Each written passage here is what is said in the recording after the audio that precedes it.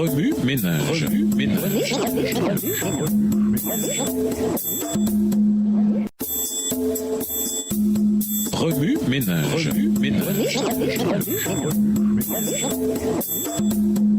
Bienvenue dans votre émission Remue ménage. Voilà la leçon de mercredi. Le confort est la clé, mais de quelle porte? Lisons Matthieu 16, verset 25.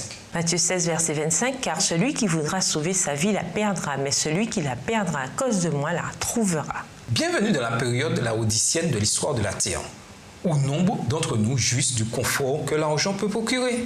Nourriture, appareils électroniques, vêtements, nous sommes riches, smartphones dans différentes versions, applis, commentaires, vidéos YouTube, nous sommes équipés. La loi de l'offre et de la demande nous enseigne que lorsque quelque chose est difficile à obtenir, son prix grimpe par rapport au nombre d'individus qui désirent l'acquérir. Par contre, quand il y en a en abondance, sa valeur diminue et on le prend souvent pour acquis. Livres de méditation, programmes d'études bibliques, livres, sermons, articles, pour ne mentionner que cela, sont tous disponibles en abondance. En raison de ce flot d'informations, beaucoup disent que nous n'avons aucune excuse pour ne pas nous fortifier en Christ. Bien que ce soit vrai, nous avons sans doute fini par découvrir que l'excès d'une bonne chose peut affaiblir cette relation des plus importantes. Mais voyons, comment est-ce possible, pouvez-vous demander?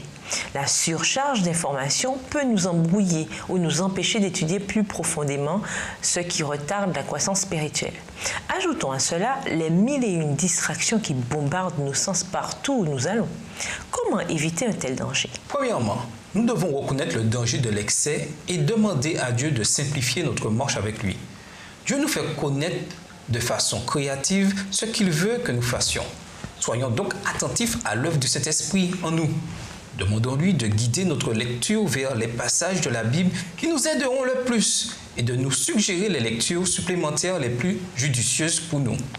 Dès que nous recevons une réponse de notre Père, nous pouvons utiliser ces lectures personnalisées pendant notre culte personnel.